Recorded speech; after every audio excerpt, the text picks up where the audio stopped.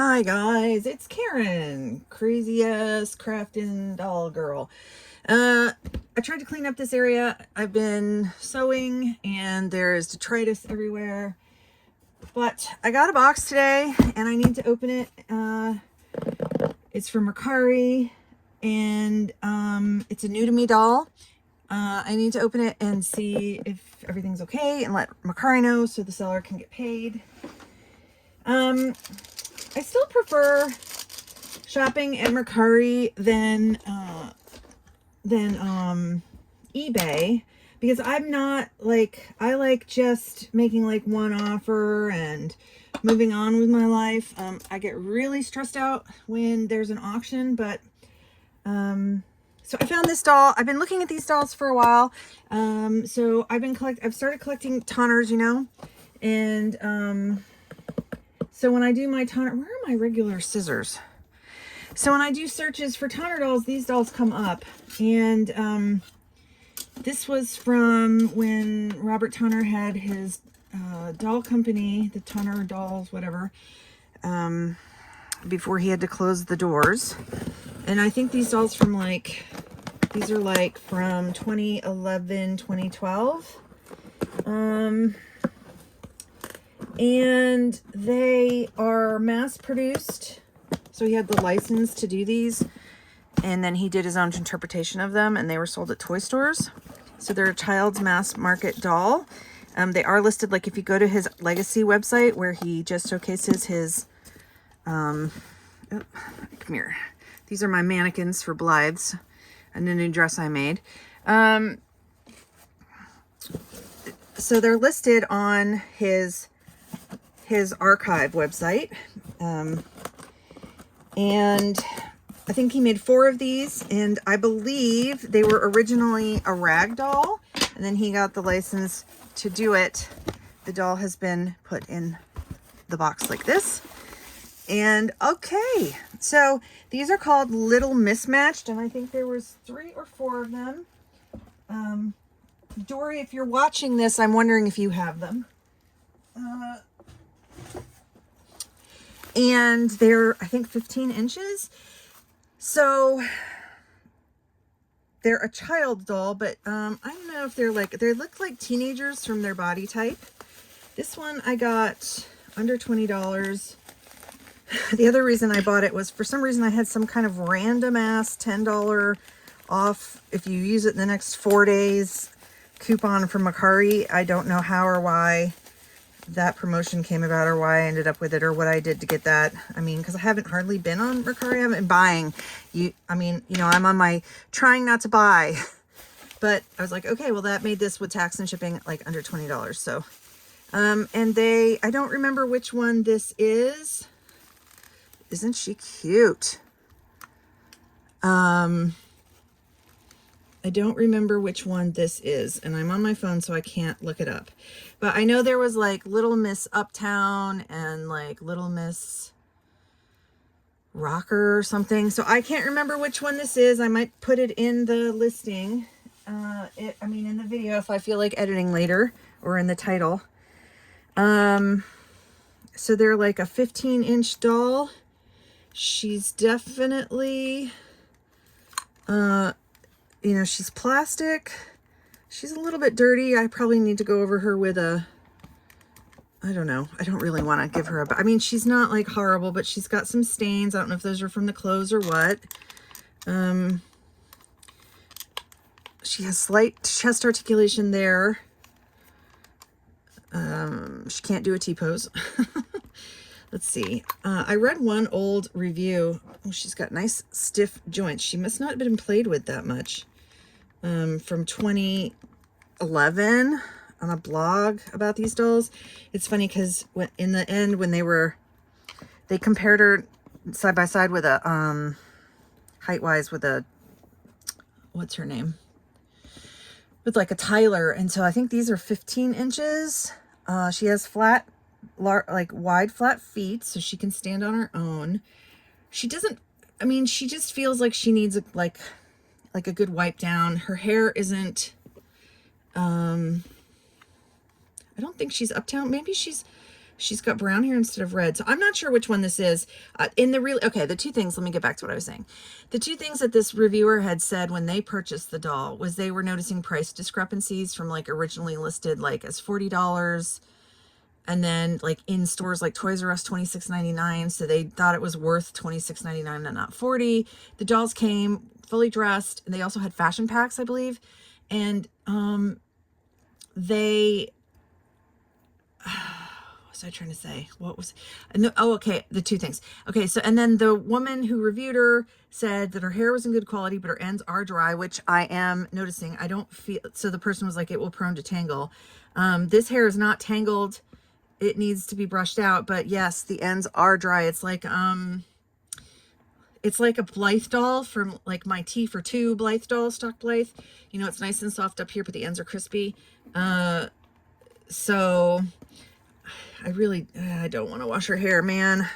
I probably won't for a while. I probably should wash her. I really don't want to though. So she has painted on underwear. The other thing, what was it? She has a sticker here from like leftover from something. What was the other thing I was going to say about her? Oh, okay. Yeah. So the other funny thing was that she supposedly,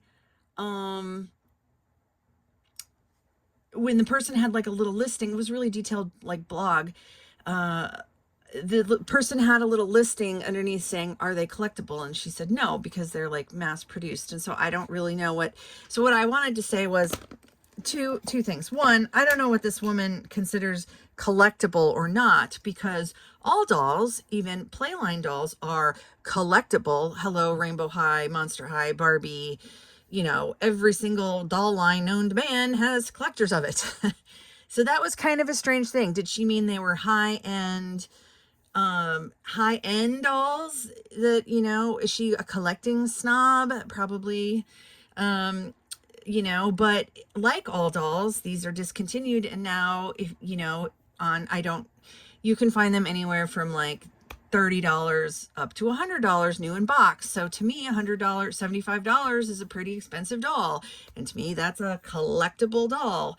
You know, because there's some that haven't been, obviously the one like this one, she had no clothes, no accessories. So the more they come original, the higher in price they go. So I found that really strange.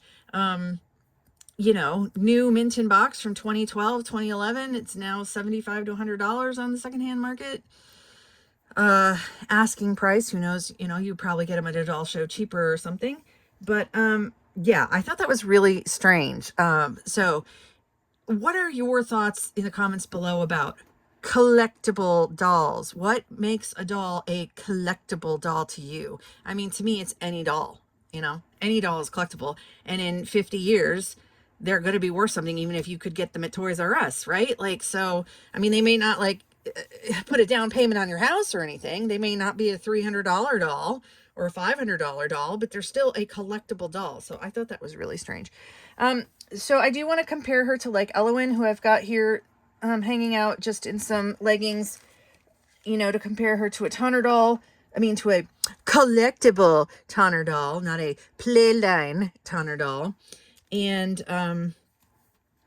this is kind of hard to see. I don't really, I don't want to put her down and get all this crud from my drawing table, my sewing area. So let me see if I can't.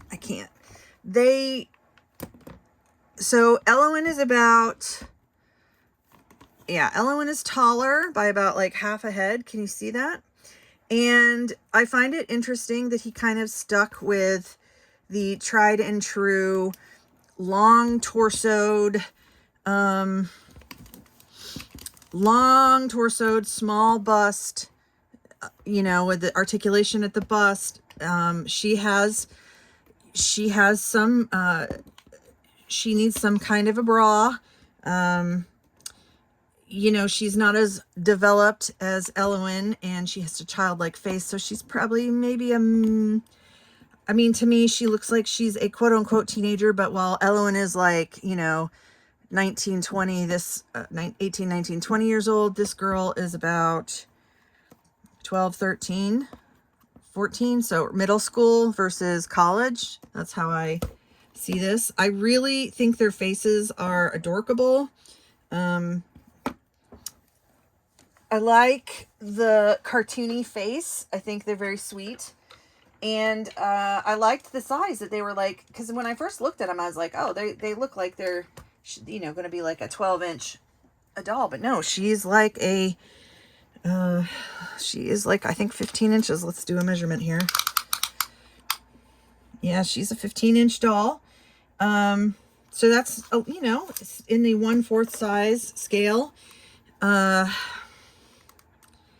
So I think with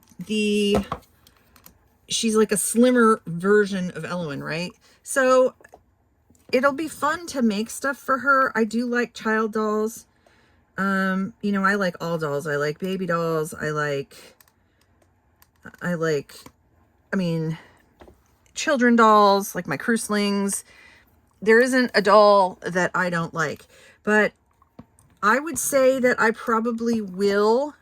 I'm not going to be like in a hurry for these girls, but I probably will try to get all 3 or 4, however many there are eventually. And I think it'll be really fun to make some like dress. I mean, you could dress this doll all kinds of ways. So it says, she does say here on the back, hold on, I'm trying to read her label here. Yeah, Tonner Toys, 2011. She's, you know, Playline, so she's got like some mold marks, and now I'm sticky from that sticker I pulled off of her. I don't know if that was like a pulled off price sticker. So she has some pretty good articulation in her head, and oh, there she goes. Something popped in there, and now she can move from side to side. So she has articulation there. She can sit at 90 degrees. Her legs go out just a little bit when she sits, but she can crisscross her ankles like a lady. She doesn't have wrist articulation, but she does have, you know, elbow and her arm articulation. And now she's nice and movie in there. The other thing I wanted to compare her to was, oh, where did she go? Craigie, where did you go? So this doll, I was curious. This doll does have more articulation, and clearly she's taller. But again, it's a similar look, you know, a similar doll to this in the sense of, you know, they're all about the same. And I'm finding that I really am enjoying the 1/4 scale size. I don't know if you guys remember, but I did get a 1/4 knockoff BJD that's strung, and I don't like the strung joints at all. They move around too much for me. So, cause you know, I'm trying to, so I was making this dress, and, boy, was it I just need a snap on the back. It was an absolute pain in the butt trying to sew this tiny, I haven't sewn a 1/6 scale Blythe dress or Barbie dress in a while. And compared to, you know, sewing for the larger dolls, it was like really fiddly and annoying me. So not that I'm going to stop sewing for these girls. But I just really am enjoying this size a lot. So let me know if you've ever heard of these dolls before. Yeah, I'm really feeling like I'm gonna have to wash this girl. Damn it.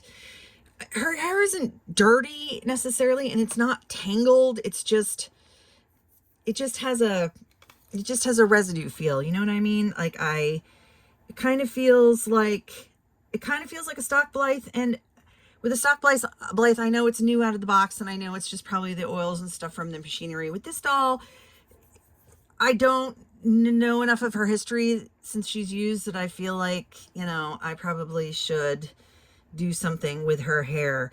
And it is a shame about the ends. So, you know, Tonner dolls, the collectible dolls, don't have that problem, but the, this one's hair is definitely, it looks like it would be prone to matting. There's only just a few tangles underneath that can be easily combed out. She's not matted or anything, but her hair is really dry. So, yeah, she might need some kind, I don't know, if I was really into hair doll restoration, she would definitely get a lot of conditioner, maybe a Downy Dunk, but yeah, I'm too tired, guys. I can't be bothered with that stuff. So I'll just wash it out, brush it, see what happens, and then go from there. But let me know what you think of these dolls. Let me know if you've ever seen them before. Let me know if you would be, now that you've seen this doll, do you have any? If you've seen this doll, are you interested in them, or is she too cartoony and childlike for your collection? And yeah, I'll see you guys soon. I'm gonna go rate the seller for this transaction, and yeah, I'll see you guys on the internet soon. Bye.